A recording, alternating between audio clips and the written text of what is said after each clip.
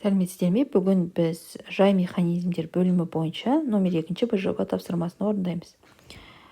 Бірінші тапсырма: жай механизмдердің барлық түріне ортақ механиканың алтын ережесі деп аталатын қағиданы атаңыз дейді. Яғни біз күштен қанша есе ұтсақ, орын ауыстырудан сонша есе ұтыламыз. Келесі: жай механизмдердің түрлерін атап жаз. Бірінші бізде блок, жылжымайтын блок. Жылжымай.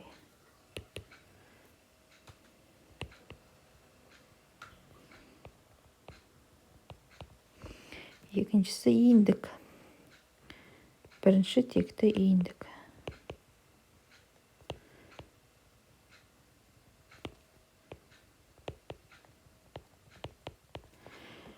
Мына жерде де бізде иіндік. Мынау көбе жазықтық.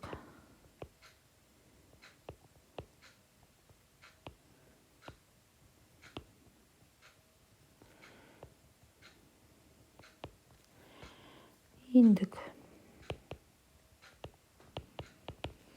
Келесі: күш моментінің формуласы мен өлшем бірлігін көрсет дейді.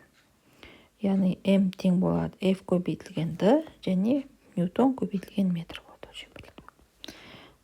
Келесі төртінші тапсырма: суретте иіндік тепе-теңдікте тұр. Кіші иінге түсірілген күшті табамыз. Иіндіктің тепе-теңдік шартын жазайық. F1 D1 тең болады F2 D2. Мына аралық бізде D1, F1 бізде 2 Ньютон болады. Мына аралық бізде D2, F2-ні табамыз. Сонда бізде F2 тең болады F1 D1-ді D2-ге бөлеміз. F1 дегенге 2 Ньютон, D1 дегенге 30 сантиметр, D2 дегенге 10 сантиметр. Қысқартамыз сантиметр мен сантиметрді, 10 мен 3-ті қысқартамыз, сонда бізде 6 Ньютон шығады екен. Келесі тапсырма: иіндіктің ұзын иініне 250 Ньютон күш тұрып, қысқа иініне ілінген массасы 100 кг денені жоғары көтереді. Дене 8 см биіктікке көтерілген кезінде иіндіктің күш түсірілген нүктесі 40 см төмен түседі. Иіндіктің пайдалы әрекет коэффициентін табыңыз дейді. Яғни иіндіктің біз пайдалы жұмысын, толық жұмысын және де пайдалы әрекет коэффициентін табамыз. Толық жұмысын табу үшін бізге жазып қояйық. Иіндіктің ұзын иіне, бұны F1 деп белгілейік. F1 тең 250 Ньютон. М2 тең 100 кг. Дене 8 сантиметрге көтерілсе, яғни H2 болады. H2 дейік, или H2 8 сантиметр. H1 тең 40 сантиметр. Енді иіндіктің пайдалы жұмысын табамыз. Одан кейін иіндіктің толық жұмысын табамыз. Пайдалы жұмыс тең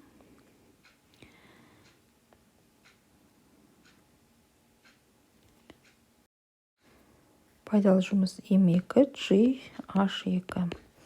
М2 дегенге 100 қоямыз килограмм, G дегенге 10 қоямыз, H2 дегенге 8 сантиметріміз, 0,8 метрді қоямыз. Метрге айландырайық. Бізде 0,14 метр болады. Енді көбейтейік. 0,8 100-ге көбейтсем 8, 8 10-ға көбейтсем 80 джоуль болады. Толық жұмысты табайық. Толық жұмыс F1 көбейтілген H1. F1 дегенге 250 Ньютонды қоямыз. H1 дегенге 0,14 метрді қоямыз. Енді 250-ді 0,14-ге көбейтейік. 100 Ньютон болады екен. Енді иіндіктің пәгін табамыз. Пайдалы жұмысты толық жұмысқа бөліп,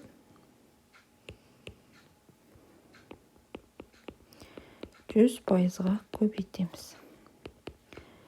Пайдалы жұмыс 80 жол болады. Толық жұмыс 100 жол болады. Оны 100%-ға көбейтсек 80 пайыз шығады.